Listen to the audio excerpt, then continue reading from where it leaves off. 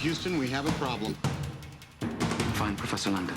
Either you're somebody, or you're nobody. I'm gonna turn around with a great smile and walk my white ass back across 8 miles. Trigger an alarm and I'll blow your head off. Stop screwing with me! Ooh, might make your head blow off. Was it good for you? I've had better. awesome. Self-sustained civilization on Mars would be the greatest adventure. I mean, this stuff has been really wild.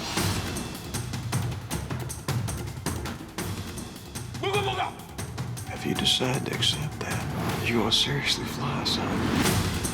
Don't forget to thank me, baby. Don't forget to thank your cookie. What power? This power! Whose power? Our power! You're in the middle of a war, one that's been going on forever. What are you talking about? You asked what would be worth killing for. Witness the biggest cover-up in human history. You can't get involved in these people's problems. I don't think they're gonna make it if they're not together. To help arm our agents so that they have a fighting chance against the submachine guns of some of the most dangerous characters in the history of American criminality. Don't say that! You're not my son! It's a bigger idea than just the concert. We all have the same struggles. Ladies and gentlemen, here are the Beatles! Thank you so much for believing in my weirdness. Clear eyes, full hearts.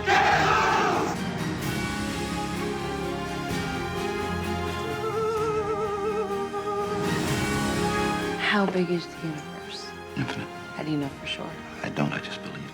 It's the same with love, I guess. Gentlemen, it's been a privilege flying with you. I'm saying that when the president does it, that means it's not illegal.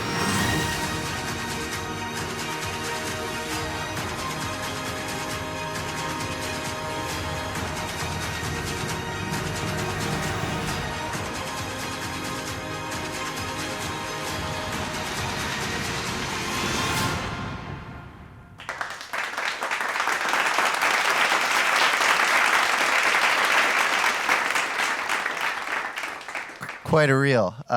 Thank you, Brian. Really appreciate you being here. Let's start from the early days, if that's okay with you. Sure. So Sure. you grew up, is it? It's good.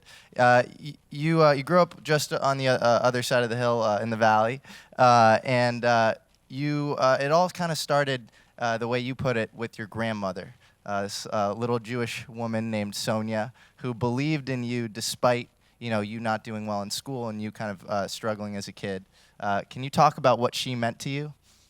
What she meant to me, well, she was the single person that would support me or validate, give me personal validation. But I think she spotted such desperation in me that it was attractive to her in a way, because she would always tell me, I'm going to be special, you're going all the way. And I'm thinking, I'll go all the way where? Where am I going all the way to?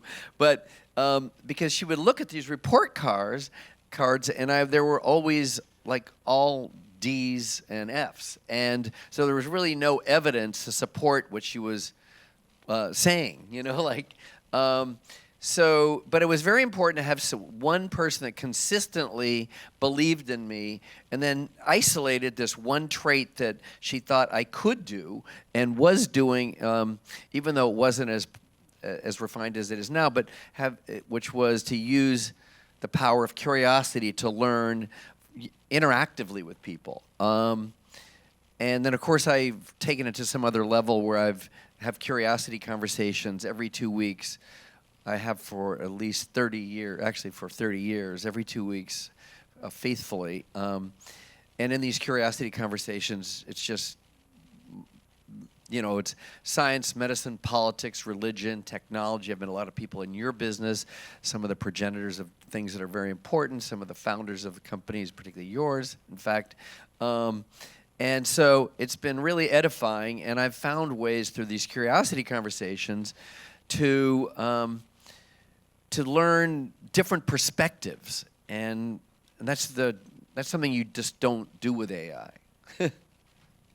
Yeah, and you're kind of how you got started in film seems very kind of serendipitous. You were hearing these guys literally having a conversation out your window about kind of an easy job opening at Warner Brothers.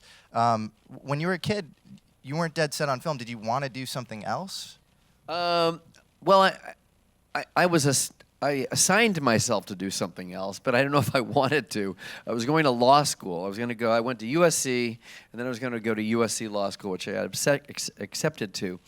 But I didn't really think that I'd pass the bar. So I didn't think I'd pass the bar really, if I broke it down, even make it through the first year. But I thought, well, this is a direction. It's a choice.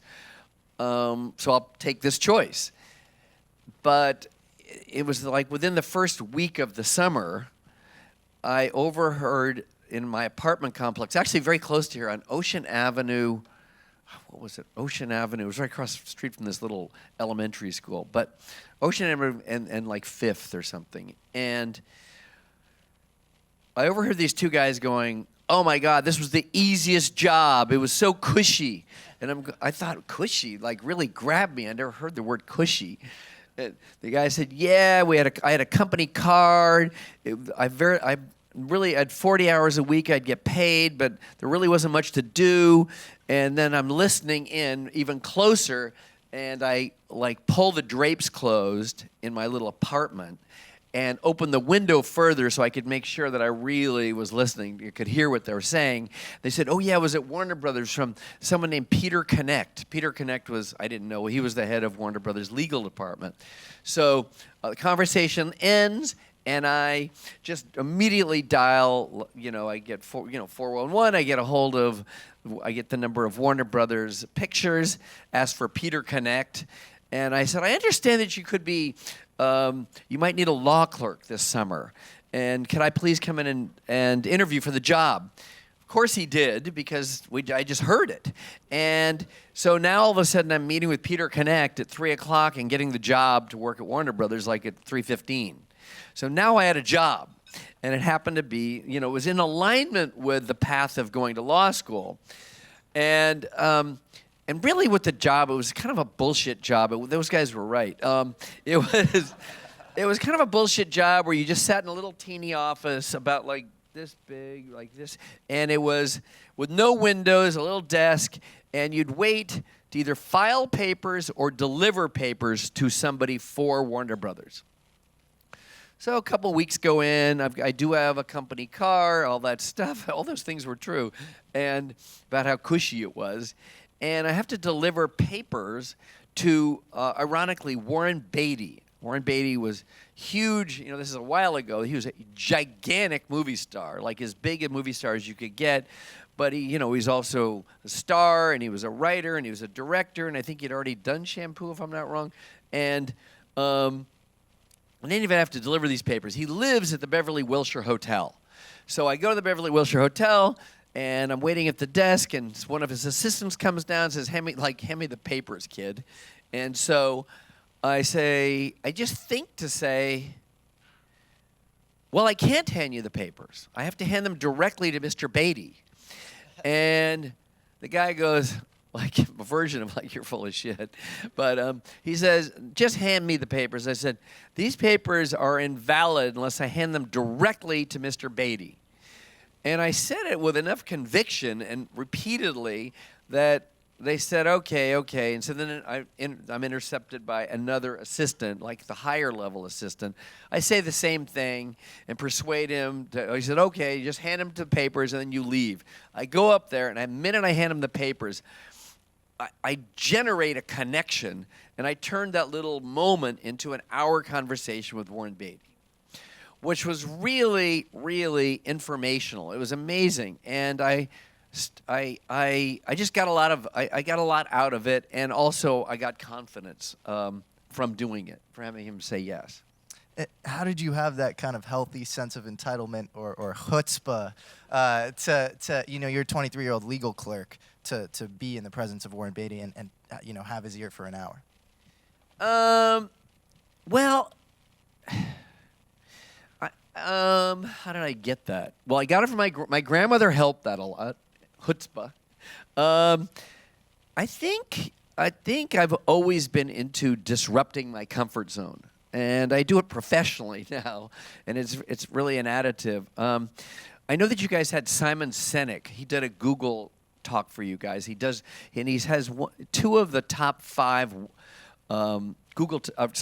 TED Talks in the world, and one of them is on the why you do what you do. Now, so he diagnosed me because I got to be friends with him, and he said my why was, and because he'll ask me, what was the most important moment in your childhood school life experience?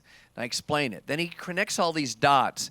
And at the very end, he goes, I think you think your why, and I've known him now a couple of years. He says, I think you think your why is curiosity, but that's your how.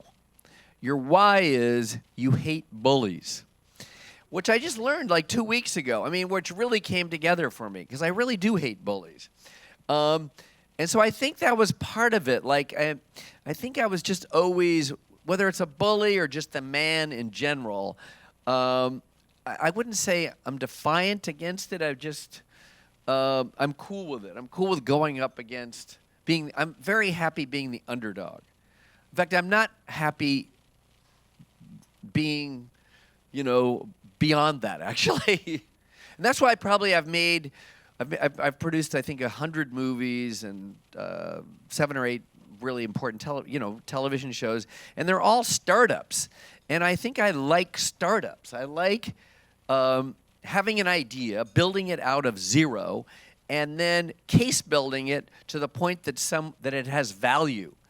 And once I do that to the point that it's, that gas becomes a solid, then I like to start on another one. And that was a long answer. That's a great answer. Warren Beatty was just the tip of the iceberg. You spoke to Lou Wasserman, Mel Brooks. Am I right about that? Yeah. And it seems like you kind of understood. You had this fundamental understanding that your career was going to be made on relationships and not on kind of a direct rise through kind of the meritocracy. How did you have that understanding so young? Well, okay, that's cool. Well, just one differentiation. I think that I mean, look, relationships are extremely important, but I think insight is more important. And what I would gained out of these conversations that I'd have with Warren Beatty or, what I did is I quit going to law school. Hope to see if we can capture this. But I quit going to law school because I saw that this was a method that would be pretty awesome for me. And I say to my boss, Peter Connect, I'm just going to stay here. But I did happen to notice way down the hall there was a vacant office. This office was twice as big as his.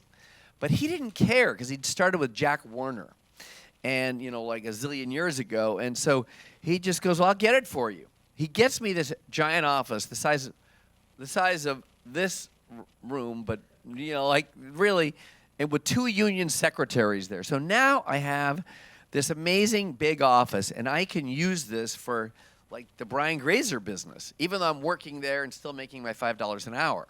So once I got this big office and I extended for an additional year, then every single day, whether I was delivering papers or not, I was using a similar speech. I'd say, hi, my name is BRIAN GRAZER. I work at Warner Brothers Business Affairs. I kind of fudged that a little bit. And I know everything about your boss. I would love to have a conversation with him that will last only 5 minutes, and I absolutely do not want a job. So I do that every single day so that every single day I could meet someone that was really making a difference in the entertainment business. It could be television or movies. And And so it wasn't that I counted on the relationship. It was more about a demystification of how this whole system worked, you know. Like, ultimately, what I was able to learn even very young was like how leverage got created and used in as a tool in the entertainment business.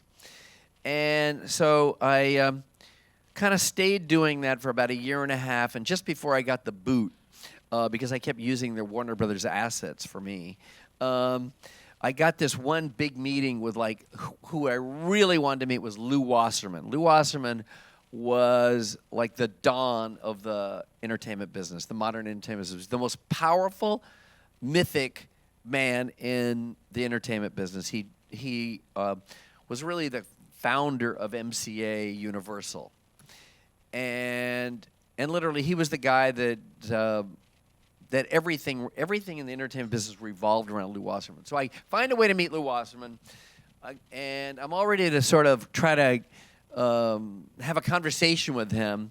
And he sort of puts his hands up in the air and he says, "Just wait a second, you're not coming into my office." And I thought, well, like everybody, I was going into his office, but no go. So he comes back with a legal tab and a pencil, and he said, "Take these." So I take them. And he says, "Put the pencil to the paper, and it has greater value than it did as separate parts. Now get out of here." And which was kind of embarrassing, but what I realized was he was saying that you don't really have anything. You might have like a gift to get into people's office and to create a conversation, but you don't own anything. So I realized I better put the pencil to the paper and start writing ideas. And I kind of industrialized sort of the idea business. And I'd every day have many ideas and send them registered mail to myself. And I ended up with a box of hundreds of ideas, including the one called Splash, that was a man falling in love with a mermaid, starring Tom Hanks, and many others. But I realized that unless you can codify right original ideas and prove that they're valuable, you have to make them valuable. You don't have anything. I want to talk about idea generation for a second. I imagine curiosity conversations probably play into different ideas, and you've talked about how they've even turned into movies. Do you have any other kind of processes to kind of help spur creativity and come up with ideas? Do I have other ways to spur creativity? Well, I read, but I don't really read. I don't really read fiction. I mean, I'm just the first 15 years of my being a producer, I just did comedies. Comedies are fiction for the most. Well, I don't know. Whatever you think they are, they're kind of a combination. I like the curiosity conversations because you learn. I know that knowing your inner truth, whatever that is, and really diagnosing what that is, so you're not bullshitting yourself. I know the inner truth of that once you start to understand that, and it's schematic. That is a way to build ideas. I mean, the movie, the Friday Night Lights was about me. It was really just because I got cut in a very humiliating way from high school football. From Coach Ogawa, he cut me in front of like 250 kids, and the pain of that was so awesome. It was so memorable to me that I was able to sort of think it through and go like, well, when he pointed to Richard Cox over there, and he said he was quarterback, and he said to Perry Shellmeyer, "Your nose guard," and he said to Brian Grazer, "Your status," and I said, "Tailback." He said, "Incorrect, cut." I was no longer a human being in that moment, and I thought I was able to sort of catalog that and many other experiences, but that one in particular, I realized that lived inside this book called Friday Night Lights. Because anything you read has multiple interpretations, right? So, I want to skip ahead chronologically a little bit. You're in the 80s. You're working at Paramount, and you want to meet Ron Howard. He had done the Andy Griffith Show. He had done Happy Days. what about Ron Howard? You know, it almost seems like you knew you wanted to partner with him before you met him. What about him, you know, made you say, this is the guy I want to, you know, work with for the rest of my life? Well, I actually didn't know. I just had this quota of meeting a new person every day. So I saw Ron Howard out of my office, and I yelled out at him like, "Hey," you know, like that, Brian. And he didn't know who I was, and I scared him, kind of. I mean, and then I called his office and said, "I got to meet with you. I found a way, you know, because you can get in if you really work at it. You know, if you're resourceful, you can, and polite, you can get people to meet with you." And but then when he walked into my office, he had this sort of aura of goodness, or it was perceptible to me that he had this. Energetically, he had goodness about him. I'm sure you guys feel stuff like that, right? You know, you feel like, oh, that person's like a bad vibe. I don't think I want to be around that. Or so it's a very important metric to me how I feel energetically towards somebody, because I can think about it. You feel it, that truth, and then I often just think, how will this end? And if you extrapolate, build that out, and you feel like, I think this will end bad, then you shouldn't start. But with Ron, I felt like he is, he just had this aura of goodness about him. It was like, it was kind of biblical for me. Of course, I was looking for that, probably. I didn't know he could actually direct. I mean, I had no idea he could direct. I just liked him and thought I should support a guy that seemed good. Seemed like it worked out. It did work out. Can you give us kind of a story of the making of a movie that seemed very unlikely that it would be made kind of at the start, and you know, you kind of willed it into fruition? I've had a lot of them. I mean, the first one was Splash, because I had hundreds of rejections over the course of like 5 years. Just every person rejected it repeatedly, you know, every studio, every buyer, which caused me to, well, get tough, you know, like become, you know, durable that way. And I think I had, what I learned was, okay, Splash, even though it was a man falling in love with a mermaid, its inner theme, its interior theme was about love. And I realized in retrospect that people, through the script or through my pitch, couldn't see that. Or they just didn't like it. I don't know. But I think if you can pitch a theme, if you have a story, but you know the interior theme, and you try to and you case build to sell your theme, themes are often irrefutable.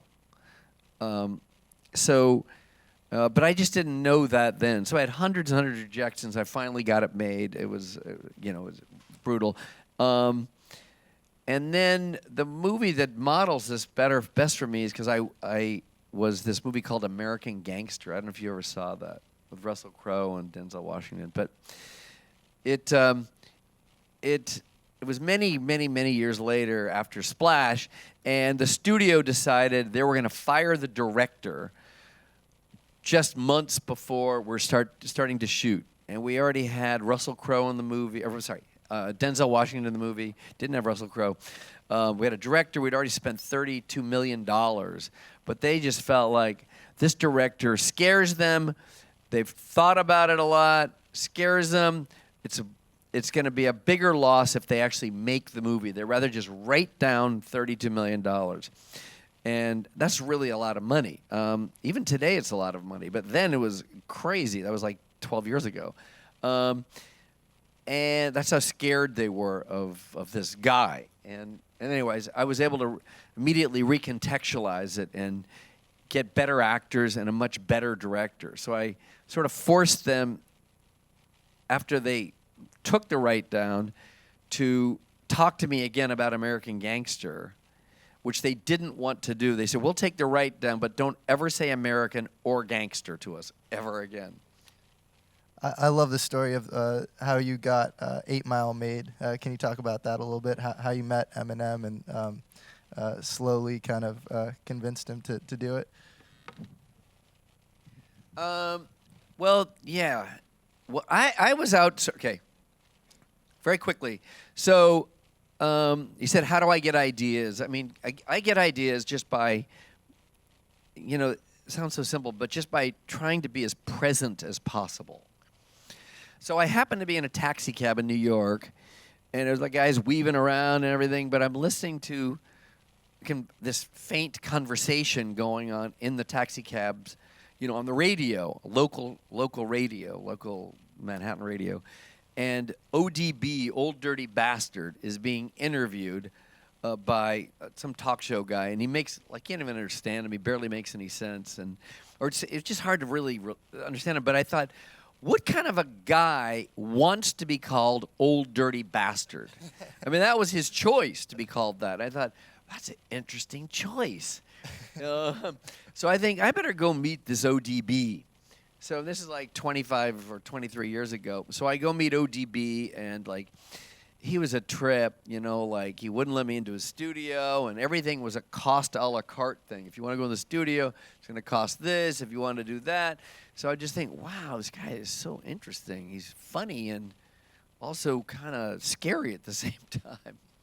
So after I met ODB, then I thought I'd meet this character, Slick Rick, that wears a patch on his eye, rappers, really kind of comical British dude.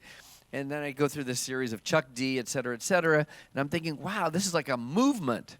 This East Coast hip hop is like a movement. It could be funny. It could be the voice of the inner city. It's a lot of things. Did you listen to a lot of 90s hip hop at the time? Not really. No. I mean, no. That isn't what got me into it. No, I didn't listen to 90s hip hop before I met ODB. Okay. Just a funny name, and a guy wanted to go, you call me ODB, being insistent upon it, that made me want to go see him. I didn't know about the Wu-Tang Clan. And so then, so I didn't know anything about it. And then I happened to be, because I was still doing Curiosity Conversations, I started them, I met with Frank Rich, who was the editor of the New York Times, very, very shishi guy. And I started telling him, we were talking about something very highfalutin, probably, Broadway musicals and stuff, which he's quite expert at. And I say something about hip-hop, and he goes, he treated it as an inferior subculture, like it was less than.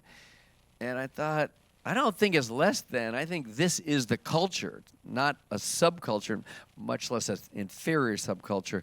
And I kind of thought I'd build a story to prove him wrong, and that's where it sort of came about. Then I found a way. I didn't know who should be in it. I've spent years trying to figure it out. I tried to get Spike Lee to do it, and he was cool, but no go. And then I was just watching the VMAs, and I see the camera. This is like 7 or 8 years after the Frank Rich conversation, or 7 years. And the camera comes across the audience, and it's on Eminem, on his face. And I didn't know who he was, but he had this sort of icy steel glare. And then all of a sudden, he started laughing or being really fluid, and I thought, wow, what a lot of range that dude has. Like, he could be that, then that. So then I wanted to meet him. So then I met Eminem, and Dre came with him, and it was very controlled. Like, I tried to talk to him, but he wouldn't look at me. So if I'm looking at him like this, he was there. He just wouldn't look at me. We were at each other, but he would look the other way, out my window. And then he goes, after about 30 minutes, and I keep trying to get him to talk, he goes, I'm out. I'm thinking, you can't be out. You didn't say one thing. And they go, he's out. I go, wait a minute.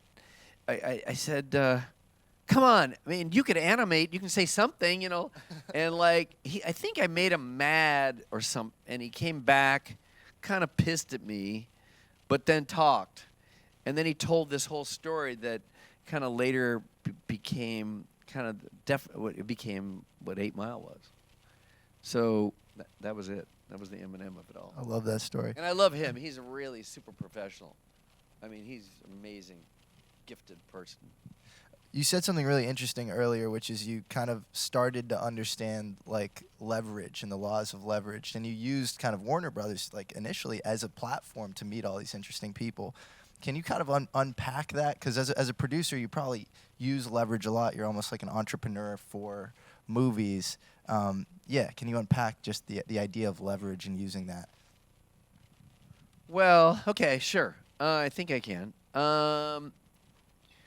Well,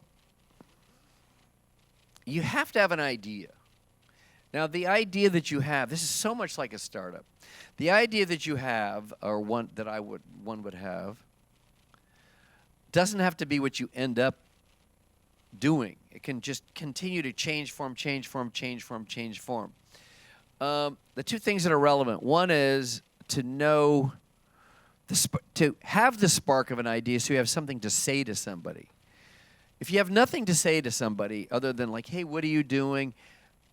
I always feel like you have to start with something. That's like the gift of the conversation. If you have nothing to say, even if you're super smart but nothing to say, it doesn't go anywhere. It's not going to, you can't build nothing into something. You have to build the germ of something into something. And you've said that when you reach out to people, it can't be a generic insight into them as well. It has to be something kind of unique to you that you've recognized. Yeah, I mean, in these conversations that I have, it can't be Googleable. If it's Googleable, then like just Google it. You know, like you have to ask a question or have an insight or a gift. Remember when I met Dre one of the first times, I said, I asked him if he'd heard the musical composition to Ernst Gold's composition of Exodus. I think it was like 1979. It was really, really beautiful. Now, I brought it up not to be a wise guy, but I brought it up because when his music's really clicks, is on fire, it's very melodic. It's beautiful. So he's got rap, you know what it is. So he has a unique component of that. Some of his songs, when they really work, they have beauty to them, and they are melodic, and I thought he would really gain by hearing this. He would dig it, just like listening to Hans Zimmer or James Horner or something. But this was a signature piece that really stuck with me, and he appreciated it, like, because I had something to say. Or just recently, I was at your... I'll say, because I was at your Google Sicily camp. I get invited to go to that, and I love it. It's so amazing. It's a privilege. And last year, you guys had Kevin Durant showed and was one of the speakers. And I don't know. I know basketball mostly just through my kids, because these two boys, they love basketball. So they know who Kevin Durant is. But I sort of barely know who Kevin Durant is. And he... goes on this friend's boat. Okay, so now we're in Google Sicily. We've done the conference, for the day. Now we go to the boat. There's a boat. A friend of mine's got a boat. He's on the boat. Kevin Durant shows up, and when he leaves, he says, "Hey, I'd love to connect with you when we get back, and I'll be coming to L.A." I'm thinking, okay, here's my number, but I didn't think he'd really follow up. Because, what are the chances? The chances are... So, but he does follow up. It's like weeks later, he says, want to get together, want to have lunch. I'm at the Beverly Hills Hotel. We're playing Clippers. Sure. So we have lunch. And I just say, I'm inventing stuff to talk about nervously. And I do say, what I'd love to do is do Friday Night Lights, but in the world of basketball. And he goes, I grew up a little that way. And he starts talking about growing up and playing basketball in a rec center, this kind of, very, very, very lower class rec center outside of Maryland. And then he described it very quickly, which blew my mind. He goes, yeah, we'd play basketball, and right next door we shared a wall with an old age home. And I thought, well, that's pretty colorful. I mean, I could see that, because I always like to know what things look like. Always, always, always. I won't hire a director unless even no matter how smart or good, I have to go, well, what does it look like? And then they describe a shot. If the shot is whack, then I just don't even do it. Like, if you're doing a comedy and a director gives you a wide shot, you're talking to the wrong guy. Because comedy is a close-up medium. So there's a lot of rules, and you can not trick people, but make them feel comfortable to tell you their true impulse. Because their true impulse is what they'll do. You know, a lot of people think, oh, I'll talk them into it, I'll negotiate my point of view upon them.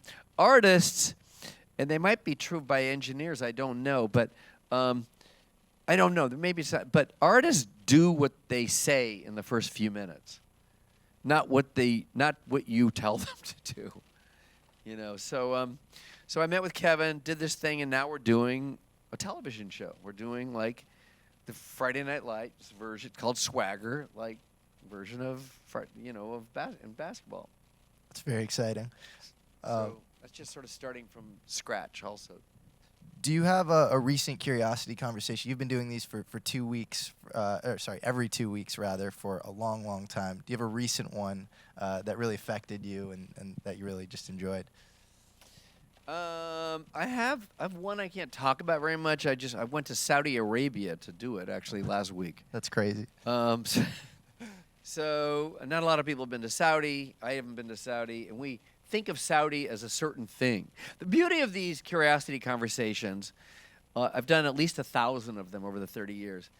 Every preconception that I have has been wrong. I have a 100% track record of being wrong every single time. So, like, because whatever you think it is, whatever you think that meeting is going to be, or the party, oh, that's going to be a bummer. It turns out to be great. The person I hate is going to vibe me. He's not even there. I mean, everything is always wrong. Like, and so Saudi was very. My preconceptions were very wrong.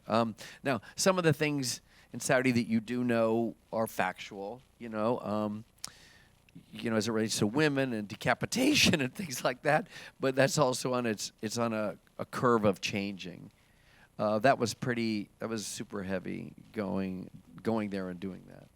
And most people think of eye contact as just, normal kind of etiquette in conversation. Why is that so kind of important to you? You're writing a new book about it. Oh, yeah. So I wrote a book, another book. Okay, I wrote this book right here, Curious Mind. And A Curious Mind was really, I was just going to write notes on all my conversations that I'd had over the 30 years. I had notes of the last 20, but the first 10 I didn't. And I thought I better do this while I still have some motor skills, And then somebody said, well, you should just do it as a book. And then I thought that was an ego trip. And then someone said, well, Graze, some people call me Graze. And then they go, it's not an ego trip. Everyone knows you don't know anything. I thought it would be like one of those memoirs where you're telling people, how to live your life and what, blah, blah, blah. Anyway, basically, so I did write this book, and what it is it's sort of two verticals. One is like the definition of curiosity as a force and a superpower, and it's a synthesis of many of these conversations I had, and then that synthesis intersects with narrative storytelling. Like, one conversation I had, I don't know if you read this, but anyway, I had a conversation with a woman named Veronica de Negre. She explained to me how she survived torture every single day of her life in Chile. And then that conversation and what I learned was valuable when I had problems trying to figure out what a beautiful mind should be and from which perspective it should be experienced, like 20 years later. So all the conversations are just, they serve as sort of dots in a greater constellation of dots that you have faith will someday connect, and they do. So I forgot the question. I think you answered it. Did I? Okay. Wow. I want to get to the audience Q&A, but real quick, Hollywood's changing so much, and Google probably has a hand in kind of changing it, just in terms of content distribution. What do you see Hollywood kind of looking like, in the next 30, 40 years? 30 or 40? Yeah, or whatever time scale you think you could talk about. I don't know. Probably every artist that can create a sustainable story will be their own platform. There'll be a consolidation of platforms, but probably in the future of 10 years, more artists will have more power over their own life. Gotcha. Cool. Does any I'm not positive. does anybody have questions from the audience? Thanks. Really appreciated everything you've said so far. So I worked in film for 10 years, and a lot of my friends are aspiring writers, producers, actors. I always think the ones who are aspiring producers, it just seems like the most impossible business to get into. What advice would you have for aspiring producers? Well, I'd probably go back to like having an idea, having some IP, whether it's your own self-generated idea or just any IP. It could be a short story. It could be any. You have to have something if you're going to be a producer. Producer, ultimately, the definition of a producer is somebody that can generate an idea, that can see sort of the vertical line of the most nascent stage of that idea till its final evolution or conclusion. So you have to be creatively responsible and fiscally responsible. So that starting point to its end vision has to have a corresponding parts financially, and they'll both things will change all of the time, But as I say this, it's so much like a startup, isn't it? Because you start off, you're making a movie. Let's say the good news is you have this idea, the studio wants to make it. You go through this long process of developing another, for sure going. Cost $50 million. And then they go, we're making it, you're in. And you feel like, wow, great. They go, but we're making it $30 million. Then you have to figure that out. You have to cut scenes out. You have to collapse the story, or you have to convince them it's 40. It's a multiple of different possibilities. But you have to start owning something. So it seems that I think something you said, like presence, is kind of at the core of how you maintain and grow your curiosity. And I'm just curious about how you use personal technology in your life.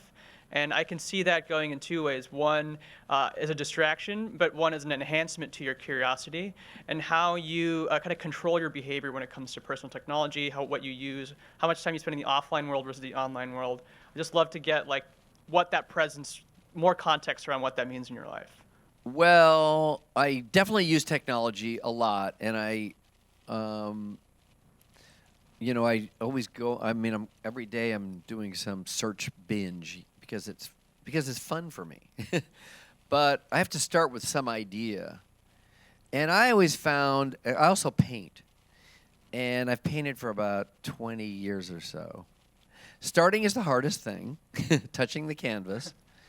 Whether it's an idea to become a movie or a television show or a painting, for me, Brian, knowing myself, I can't execute perfection. I don't approach anything knowing Brian Grazer is going to execute to perfection. I try to have originality as a differentiator. So the original idea is the one that I will put the highest value on, and it's the original idea that stress test is the one that I'm interested in. To be the greatest artisan is just not interesting to me, and I don't think I could succeed at it. But I think I can have original ideas, and there's I've now a lot of evidence that proves that. But that's where I put my value, is to try to, and then of course I will employ through collaboration the ability to execute it to the highest quality possible. But I don't start like Chris Nolan, who did Dunkirk. I don't start going, I know I can execute this to a level 100.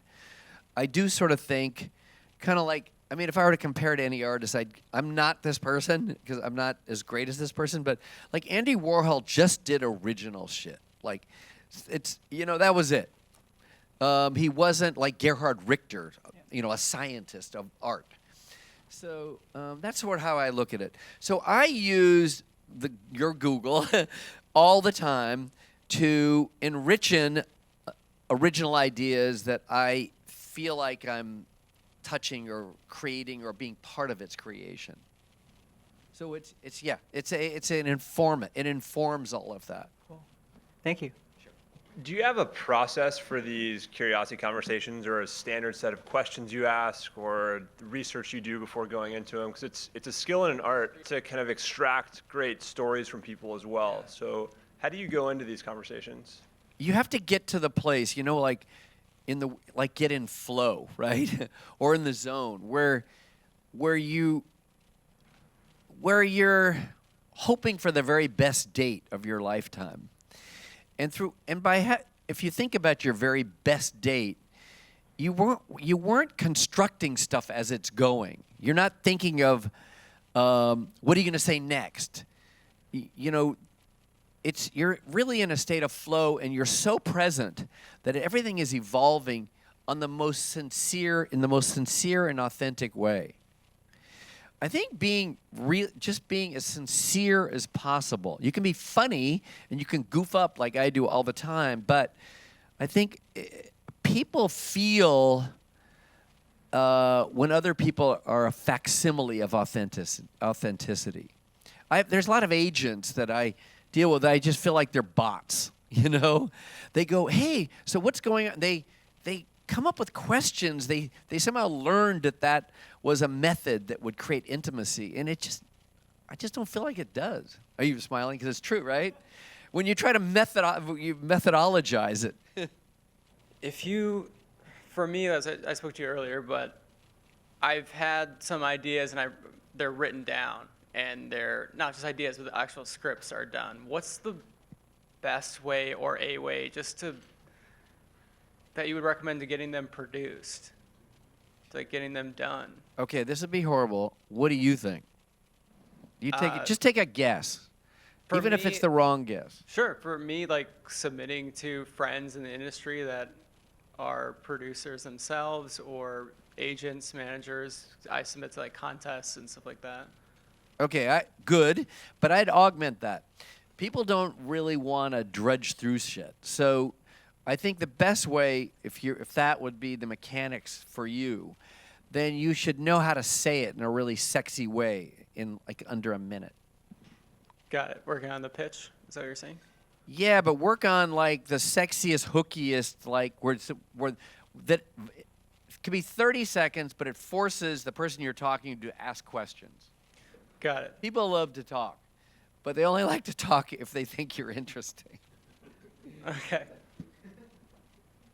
Cool. Next question. So along the lines of that advice, can you give the audience an example of your sexiest pitch that you've done? I was just going to ask that. Basically, my career began while I was the law clerk, and after Lou Wasserman said, you better have ideas, there was this book, this Leonard Maltin's 10,000 titles of movies and movies for TV. And I realized for me, everything started with a title or a word. And there are certain words that really wake you up, like revenge. There are certain, if you look at this, there are certain words that are like accelerators, that wake you up and they make you go, what does that mean? Or that have danger to them. So I'd go through this book, I'd get these words, they then became titles or the ignition point of what my question would be. A beautiful mind, I could do any of them. You should ask me I can do any of them. I made 3 movies all in a year that were all like young, because the studio dared me to make a small budget movie. So I made Friday Night Lights, the movie Friday Night Lights, Blue Crush about it's like a girl empowerment movie about 3 girls that surf on the North Shore of Oahu, and then 8 Mile. And they were all like, they all began with "Did you know?" They all have to. I looked at it like this. You ever watch 60 Minutes? It's been on for 30 years. I thought to myself, if I had to work for one of those guys, like Dan Rather or whatever, and Dan Rather goes, he only has like a minute. I'm like a junior nobody.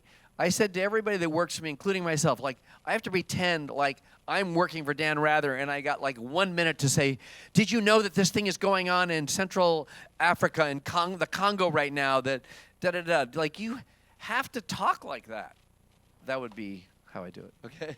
The argument for the filmmaker of VR has kind of gone past the hype and now into the kind of valley of disillusionment. Do you think that be a medium for storytelling that's viable, or do you think it's got some limits? Well, I liked your question that's a conclusion. I really like it because I feel similarly to you. Like, you know, I've sort of been on the same. I met the guy that created VR, Jared something, like literally 25 years ago in Northern California. Anyway, do I think it's okay? So I've been to every one of those places, Magic Leap, all that stuff. I think it interrupts emotionality and optimally what movies and television, optimally anything that becomes cinematic should ignite emotion. And when it ignites emotion, it becomes indelible. And then all of a sudden it becomes a memory that you care about. You care to tell others. It affects you. I think VR so far, in my experience, that it interrupts narrative storytelling, which is the map to emotion. So I'd like it to work, but I haven't seen it yet work that way. So I always got the vibe that in Hollywood there were, tons of aspiring actors and actresses who are, working minimum wage jobs, trying to quote unquote make it. And probably the same thing with screenwriters. I always see a bunch of them in Starbucks and so forth.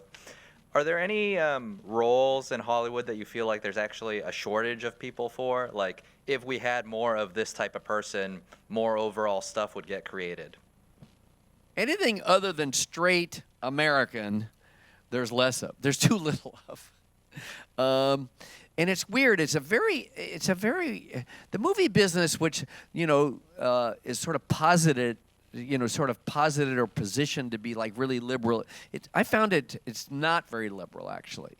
It's very ethnocentric. It's very judgmental. It's kind of its own hypocrite, in my opinion. It lives in its own hypocrisy. And that, there's usually only one, like Eddie Murphy, I'll say, because I don't want to say it's me. Eddie Murphy said there's only, because I made 6 movies with Eddie Murphy, he says, there's only room for one black funny guy. Or there's only room for one fat funny guy. There's Fatty Arbuckle, then there's this, then there's John Candy, then there's Chris Farley.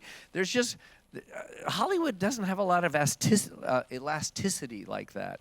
It should. I mean, that's my new quest of what I'm going to try to do, is not, that's why I like to go to like the Middle East, and it's like I go to Latin America.